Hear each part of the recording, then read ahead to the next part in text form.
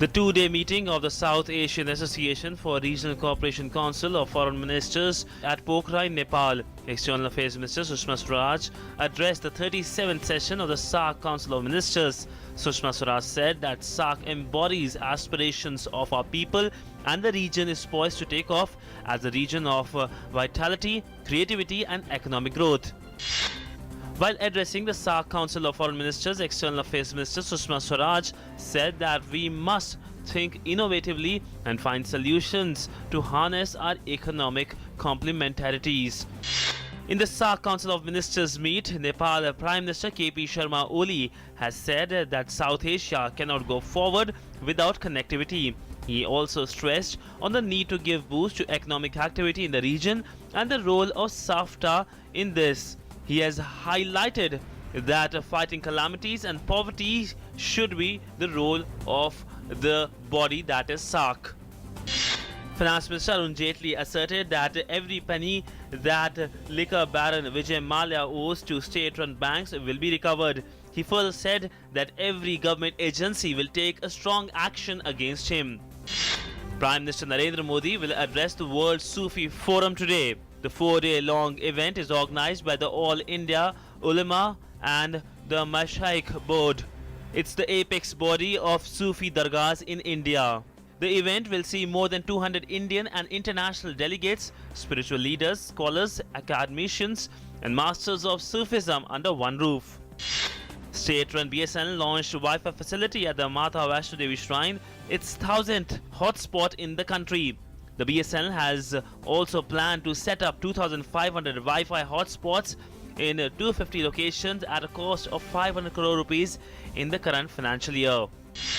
To prevent any unlawful assembly, Section 144 has been imposed in Rohtak, Hisar and other adjoining districts of Haryana, besides deployment of magistrates to keep a strict vigil.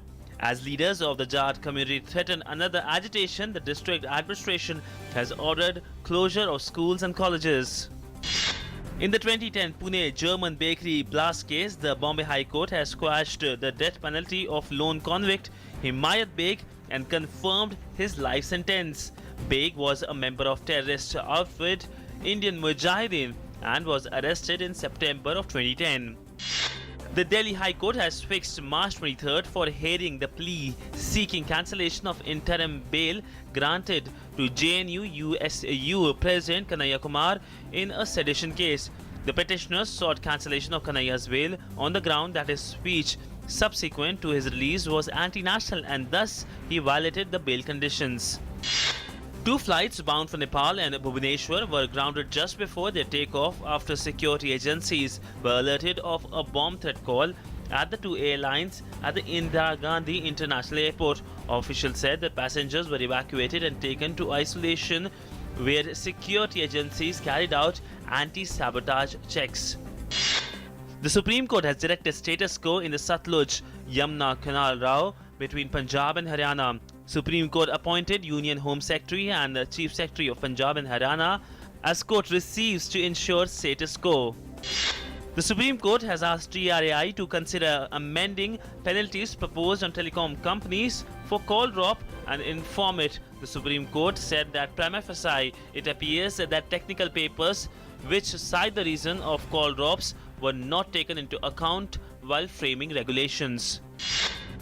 Two-time champions Saina Nehwal and B. Sai Parineet have reached the pre-quarterfinals of the women's and the men's single competition at the Swiss Open Grand Prix Gold Badminton Tournament at Basel.